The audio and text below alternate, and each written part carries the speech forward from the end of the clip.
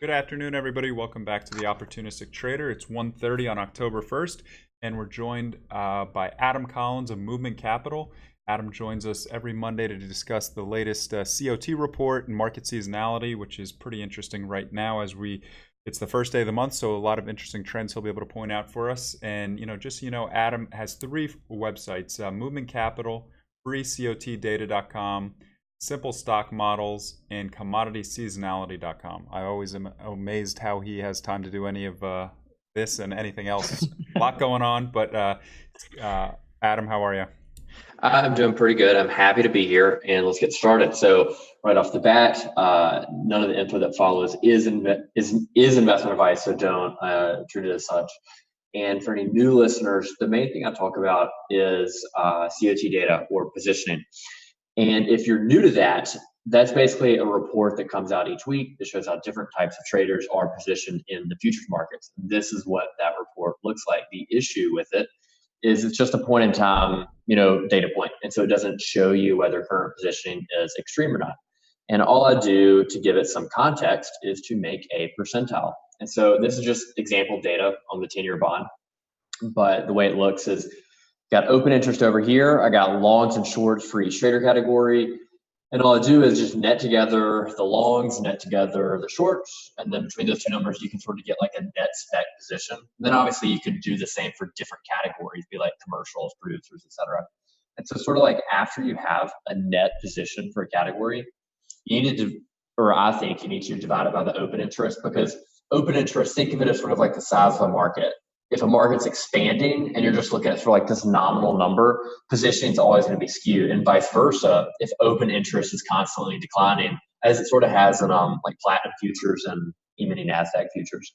And then for the final step is once you have a net spec position as a percentage of open interest, I just take a percentile of it. So you can see the formula right here. It's just the current number minus the min divided by max divided by min. Basically, if that number is 100%, it means the trader category is more net long than they've been over the past 5 years. And if it's 0%, it means they're either more net short or haven't had this little net long exposure. So all that to say, what does positioning look like now? This is the dashboard page of the website, which sort of aggregates together all of those 5-year percentile numbers.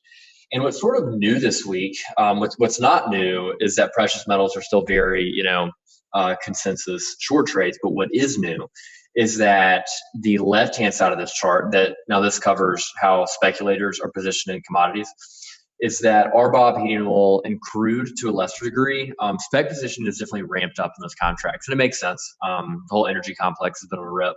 So, but it's interesting that RBOB is now the number one most crowded long commodity trade among speculators.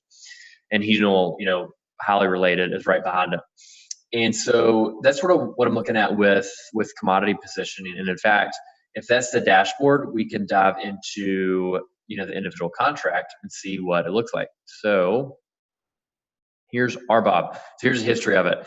Is you can see sort of the white line is that 5-year percentile of spec positioning, and the green line is typically the other side of the market, like producers and users. And so it's been a really long time since speculators have been this bullish on RBOB. In fact, you'd have to go back to like May 2014. So pre the late 2014 fall in the price of oil. So yeah, if you want to get long RBOB right now, you are very much not alone. That's a crowded trade. Let's look at some other stuff. Let's zoom into, I think the one that's been interesting is palladium, because palladium's been the only precious metal to hold a bid.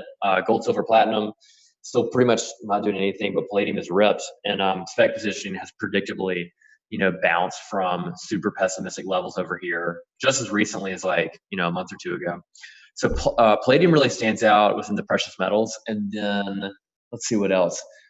I've got some individual charts that are interesting. So this is looking at the dollar amount of net spec positioning in both gold, which is in yellow, and then WTI, which is in blue. And so what's interesting to me is that the gap between the two has rarely been this wide. And so if you think, I think about it this way. So if people want to get, inflation protection to a commodity, I think that trade's pretty much baked in WTI, but obviously gold has a historical track record of sort of responding well to short-term inflation spikes, and it's it's a long trade that nobody's in at the moment. Here's some other stuff. Here's VIX. So a lot of people look at, what happened earlier this year and say the boat was, massively overcrowded on the short VIX trade late January. Therefore, we got the nasty unwind, right? Current VIX spec positioning is more net short than it was then. I haven't read anything about that. I think it's sort of flying under the radar. Specs are short more than $1 billion in VIX futures. Then we've got other ways to skew it. So you can see after early Feb, the open interest in VIX futures sort of collapsed because those exchange traded products basically pulled out. But it's sort of starting to crawl back, and it's crawling back through direct VIX exposure, not primarily retail ETF buying, which is sort of an interesting point. This is looking at the net VIX spec positioning as a percentage of open interest relative to VIX and blue. Japanese stocks at a 27-year high today, and positioning is not super long on the extreme side, but it definitely is leaning long. We've got net spec positioning in equity index futures. So this is looking at ES, NASDAQ, and Dow, like rolling it all together and then putting a dollar value on it. And what was interesting is that for like late summer, early fall, there was a divergence between U.S. stock price action and positioning. It's sort of like stocks were going higher, position wasn't. Not the case now. Specs sort of have thrown in the towel and said, we got to get back in. And so in the span of like a week or two, they've put on like 30 billion of net long exposure, which is pretty significant. What else? We got, this is just the E-mini contract, and it's the most important, it's the most highly traded. Same story. Specs are re-embracing the long side. Let's see, we've got Kiwi dollar, still a very crowded short FX trade, and the Kiwi dollar is like 1 or 2% off the low, so this is semi worth watching. And I repeat it every webinar, but it's probably the most important thing I'll say, which is when people first get exposed to COT data, they interpret it and say, oh, okay, I'm gonna fade it. I'm gonna go the opposite way. Don't do that, because if you put yourself in the mind of a trader who's been short Kiwi dollar for the past couple months, they are in the money. The trade really hasn't gone against them that much. They have little catalyst or incentive to pull short exposure, right? But that story changes if, let's say, the New Zealand dollar rips 4% against the USD over the next week. Okay, that price action hurts people. It sort of points them towards the exit. And so that's always worth bearing in mind. We've got the yen, which is also a pretty crowded short trade.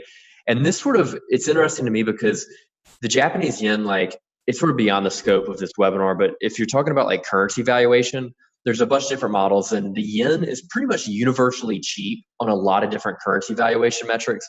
And so if you can combine that, which is definitely a longer term, model of, yen being cheap with yen being a crowded short, that might lead to an interesting setup. We've got euro dollar, which is the standout as one of the few FX trades that is a crowded long against the dollar. So all this other stuff like yen, pound, Canadian dollar, these are all pretty crowded shorts against the dollar. The euro is not. The spec long trade is still very much intact in the euro. Let's see, we got pound, which is becoming an increasingly popular, short trade. And if there's some sort of resolution of where, sentiment just ends up being less negative than the current in the pound, and when it comes to like the resolution of Brexit, you would see some short covering, at least I would think. Aussie dollar, same as Kiwi dollar, very crowded on the short side. Now we're turning to commodity stuff. So we've got, specs are very long, crude still. Same case in heating oil and RBOB. We got sugar, which I think sugar was popped a pretty good bit today. So for example, today's price action in sugar, if I remember correctly, I think it was up like 4%. That is hurting all of the traders who are very short sugar right now. And if that positive price action continues, that is a likely catalyst for rapid short covering. We got soybeans, we got silver and gold, very crowded. Not necessarily crowded shorts because the net short position isn't monster, but they're definitely sort of not consensus longs. I think traders are short like $1 billion of silver right now. We've got OJ, which I know some people roll their eyes. OJ, who trades OJ? But I personally found that COT data works better in smaller markets just because less people are looking at it. And OJ is actually a spec position hasn't been this low in a long time, and positioning has historically been quite a good tell in OJ. We've got nat gas, which is interesting because spec positioning in that gas is getting near 5-year highs. It's not at a truly extreme level, but specs relative to the past are definitely more optimistic on nat gas, especially when they started the year. We've got gold, same chart as silver. We've got just another, this is looking at net position as a percent of open interest relative to, this is dollars. Let's see what else. We got producer and user position in gold. So when you look at this chart and you say, okay, producers and users are net short like 7 billion of gold futures, you might hear that and infer one thing, but when you actually look at the history of it, this says that gold producers haven't had this little future production hedge in a really long time. We've got corn positioning, which is leaning towards sort of the pessimistic extreme relative to the past few years. We got copper. Copper spec position is interesting. They sort of reloaded a bit last week, but it's still a huge drop relative to like the 5 billion net long a couple weeks ago. And then we got cocoa, and then let me go back to the website. And then I'll touch on seasonality for a second. So seasonality, if we're looking at broad trends, Q4 is typically weak for energies. I don't care if it's WTI or RBOB or nat gas. Q4 has historically been a weak period of the year for those contracts. And all my seasonality stuff, it's for front month. Financials, probably the biggest takeaway is that October has historically been the worst month on average for the 30-year treasury bond. And that's synonymous or, in contrast to Q4 typically being really, really strong in risk assets like the S&P. Not much seasonality to currencies. Then we got grains. So soybean oil stands out as sort of like yin and yang. So September has historically been the worst month for soybean oil, and then October has historically been the second best. And so that might be worth watching. We got metals. Yeah, so this chart shows palladium, a month ago was down 20%, sort of like, at the bottom of the barrel with other precious metals, but it's ripped back. And in fact, palladium's sort of unique in that it has exhibited more seasonality in Q4 than other precious metals, meaning that like gold, silver, sort of a chop fest in Q4. Palladium, not so much. Typically finishes the year strong. Then we got soft commodities. So cocoa it's been crazy year to date. So it was one of the top performing commodities in April. It was up like 40%. It's retraced all of it. It's now negative year to date. And then to add, insult to injury for cocoa bulls, October has historically been a horrible month on average for cocoa. And then we've got the dashboard. So this is just looking at all those average numbers for each month. And so in general, if you want to sort of summarize seasonality, October's been good for agricultural commodities like, oats, corn, soybeans, and then bad for energies. If we're looking at contango backwardation, probably the most interesting change here is that palladium really kicked up, and you can look at it right here. So look, so this line is just looking at sort of the difference between front month, second month, and when a curve is backwardated, front month is trading higher than second month. And in plain English, what that means is if you want to be long palladium through futures and you got to roll it, it's not going to bleed you when something's in backwardation, which is not the case in a lot of these more costly to store commodities like, corn, coffee, wheat, nat gas. Turning to actually one last graph on this. This is looking at momentum over the past 12 months in commodities. So it's like, what's going up, what's going down. So best performing contracts, crude, heat oil, palladium, worst, lumber, rice, coffee, sugar. Then turning to some S&P stuff. So technicals, not new news to anybody, but the price trend for the S&P is still up. But if we're looking at, other sort of technicals, S&P seasonality is about to turn quite positive. FOMC drift, we're actually outside of that because, we had FOMC announcement last week. And so the drift is the sort of the tendency of stock prices to rise into an FOMC release. We got buybacks, which we're starting to enter the blackout period. So that's sort of a negative for stocks because when they enter the blackout period, a lot of companies sort of suspend share purchases.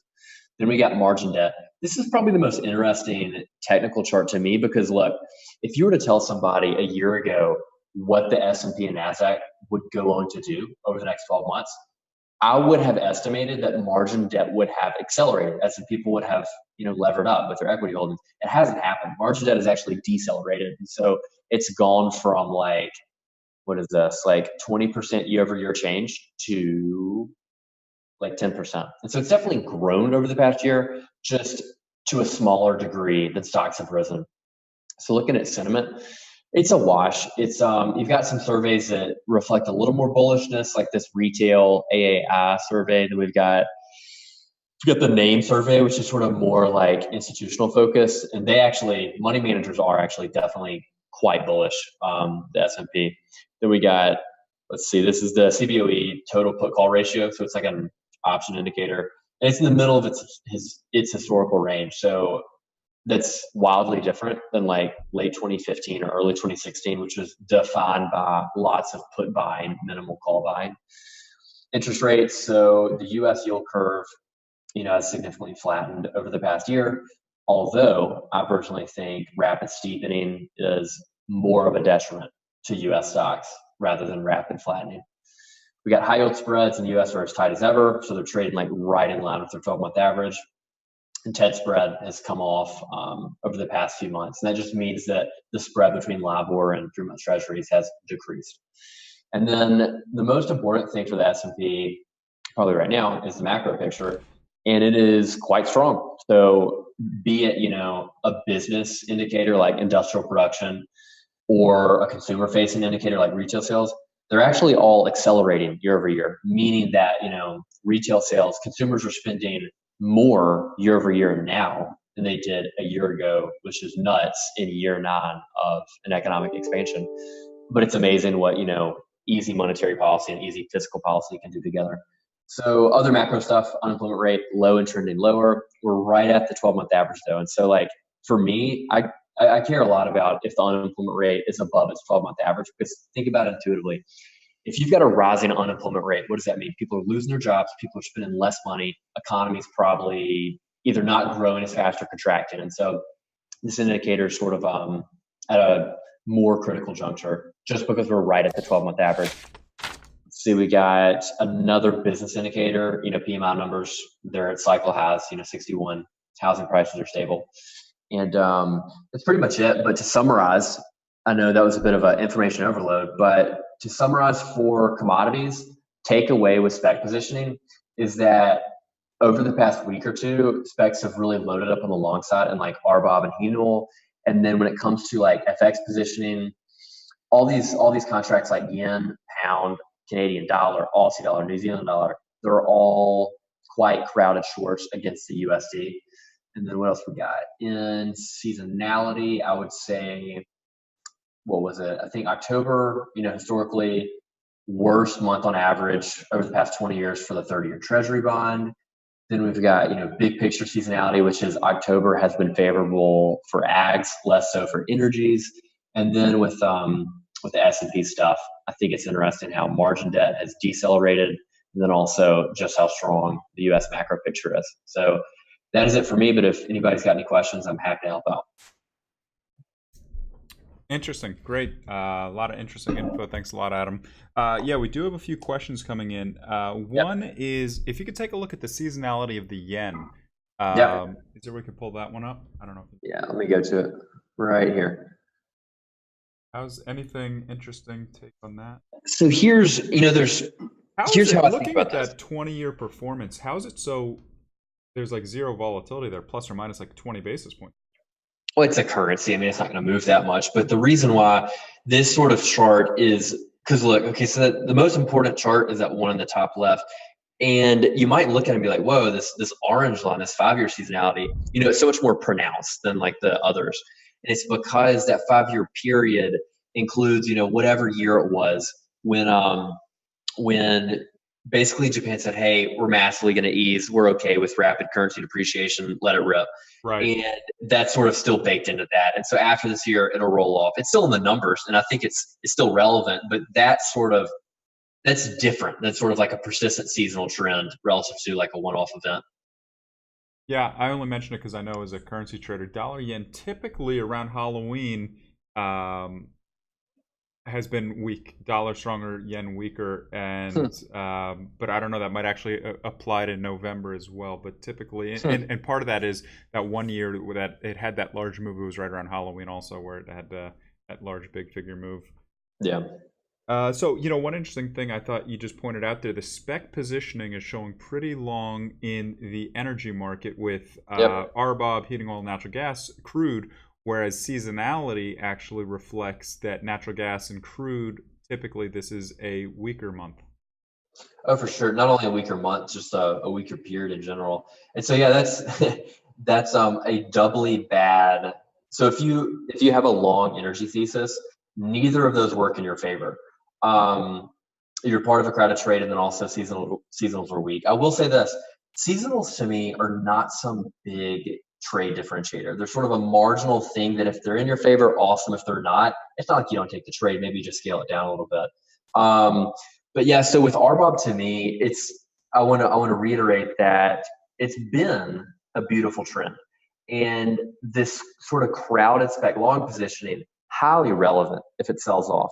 If the trend continues, those specs aren't under pressure, and so that could definitely stay a crowded long trade. But it is interesting that I can't remember a time when the top four most crowded long contracts, like typically it's all over the place, like metal, softs, whatever, but they're all energies. It's all four in a row.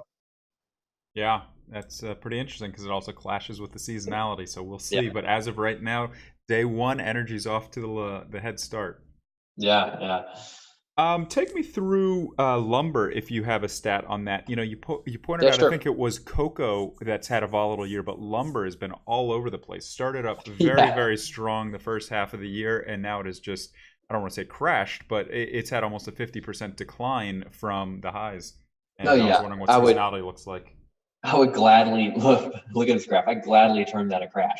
And so it's all else equal. Lumber is a very thinly traded contract. But you're right, and that similar to cocoa, absolutely ripped start of the year.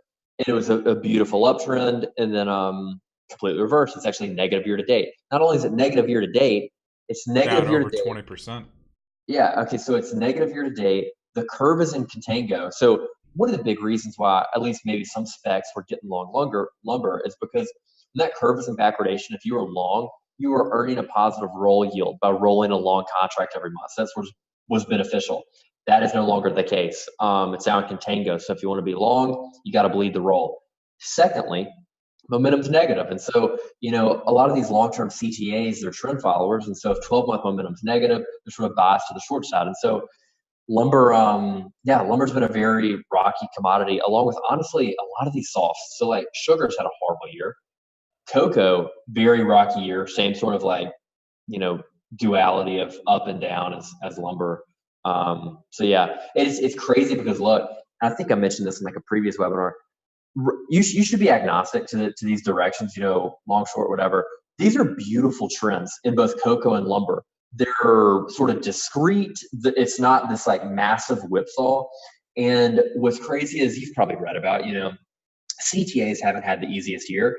And it's a shame because when you look at all these CTA strategies, more often than not, since they've raised a boatload of money since 2008, if you're managing a lot of money, you can't put that money to work in these smaller contracts. You have to be biased to financial futures like, equities and bonds.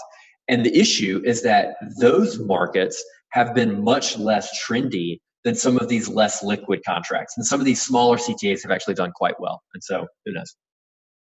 Yeah, I just pulled up lumber. It's actually down about 3% today. I was wondering if we've speculated a fair amount. We've actually talked about it a fair amount over the last 2 weeks, and we were talking Hmm. about if it was related to this Canada deal. And so I actually just pulled it up to see if possibly maybe we're getting a rebound with the Canada deal, but no, we're down 3%. So we're basically on the low of the year right here.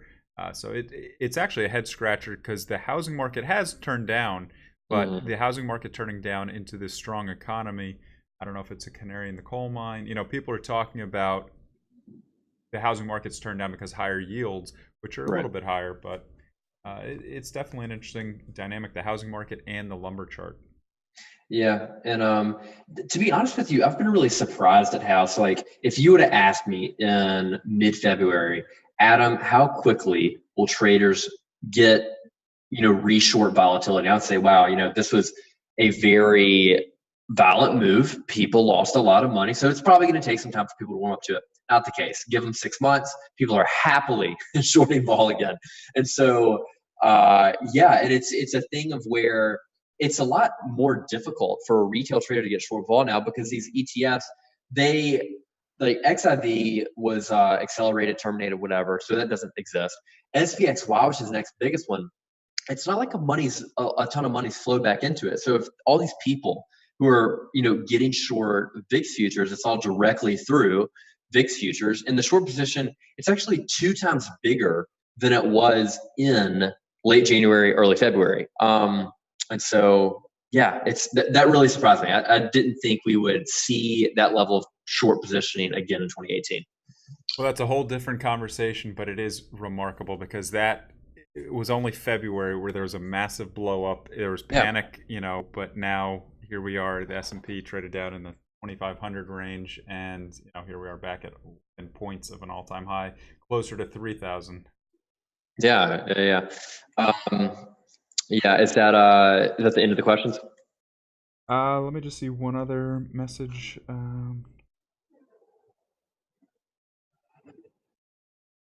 Yeah, that is all of them right now.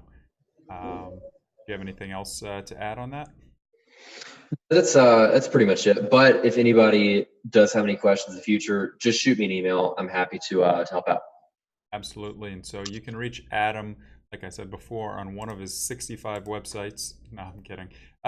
You can find Adam on Movement Capital. You can find him on free COT data. You can find him on simplestockmodels.com and commodityseasonality.com. Tons of great information on all those sites. Great data, information, analytics. Thanks a lot, Adam, for joining us. Yeah, enjoyed it. All right. See ya. Talk to you later.